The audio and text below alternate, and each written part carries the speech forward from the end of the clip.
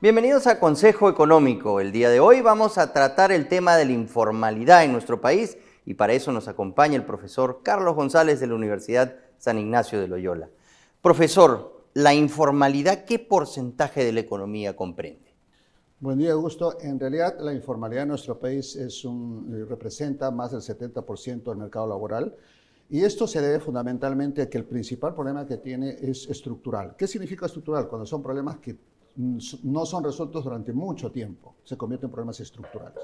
¿Y cuál es el primer problema? La falta de una adecuada infraestructura educativa, inversión en infraestructura educativa que permita el conocimiento y aumento de la capacidad de producción, que técnicamente hablamos de la productividad, aumentar la productividad, que es la base de los salarios. Entonces, nuestra infraestructura educativa fundamentalmente está muy retrasada. Lamentablemente existe una tremenda falencia, sobre todo en zonas rurales y urbano-marginales, que se llaman las zonas extremas, que no son parte de la parte metropolitana. ¿Eso qué ocasiona? A nivel de las regiones, donde existe un indicador que ha creado la presidencia del Consejo de Ministros sobre lo que es el ordenamiento territorial, ¿no? Sobre la tipología de los distritos. De los 1.841 distritos, el grupo que está dentro del llamado A, que debería ser como que dice los VIP, que son prácticamente la región de Lima. Entonces, Lima metropolitana, ni siquiera la región, Lima metropolitana, los 43 distritos y unos cuantos más que no llegan a 50. Y la diferencia, ¿cuál es lo que se encuentra? Cuanto más lejos está, más es el aumento en la pobreza, porque no hay un adecuado servicio educativo y la capacidad de los niveles educativos disminuye. Entonces, la capacidad de comprensión lectora, etc.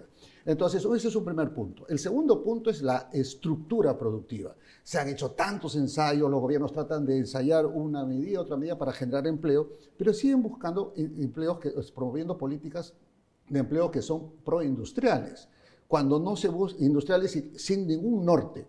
Y nosotros tenemos, el emprendedor peruano ha encontrado lo que en economía, en términos de administración, se llama la integración vertical.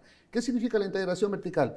Integrar desde el recurso natural, en este caso el producto agrícola, con productos intermedios, almacenes y mercados, y el consumidor final, que es el restaurante. Una gran industria que en el mundo ha despertado a todo el mundo el fenómeno de la gastronomía peruana, donde tenemos miles de TikTokers nacionales y extranjeros que promocionan esta capacidad. ¿Qué nos falta hacer? Ponerle el branding, la marca, entender que en las nuevas reglas de globalización, ese sector le falta trabajar ahora el branding. ¿Y esto a qué se debe? Porque no hay asistencia técnica, no hay orientación a estos sectores que están el lado positivo. El lado negativo se habla de los impuestos y se dice, claro, pero hay un problema, que estas empresas contribuyen muy poco a través del RUS, que no representa casi nada dentro de la estructura de impuestos. Pero un momentito, estas personas se están captando, están generando empleo, el 70% del empleo. ¿Y en qué gastan estas personas? En comprar. Y cuando compran, ¿qué pagan? El IGB. Hemos estado en los indicadores generales, han mostrado que los impuestos han empezado a bajar. ¿Y cuál es el impuesto? El único impuesto que no ha bajado, el IGB. ¿Por qué? Porque incluye ahí a esa gran masa informal que sí gasta y que genera la dinámica económica interna. Los economistas me entenderán, eso se llama propensión marginal a consumir. Y cuando la propensión marginal a consumir quiere decir que la gente gasta más en consumir que en ahorrar porque lo necesita.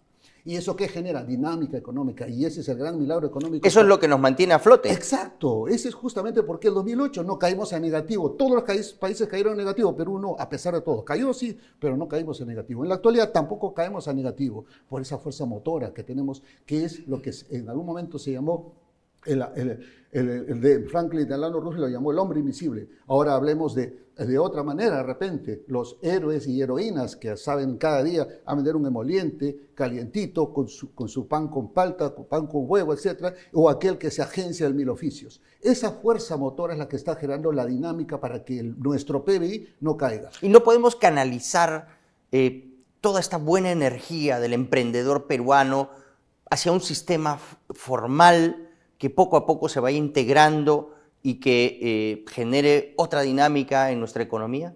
Por supuesto. Estamos hablando, por ejemplo, como dijimos, los parques industriales. En forma autónoma se creó, por ejemplo, en forma autogestionaria, el parque de Villa El Salvador, que integró justamente nuestra capacidad de producción de la madera hacia la producción de muebles. Y pregunta, ¿dónde está la gran planta, la gran la gran área gastronómica peruana que podríamos promover y que no sea pues itinerante y que el turista pueda de otra manera venir, probar y generar esas sinergias donde se pueda integrar la cadena productiva, donde se pueda...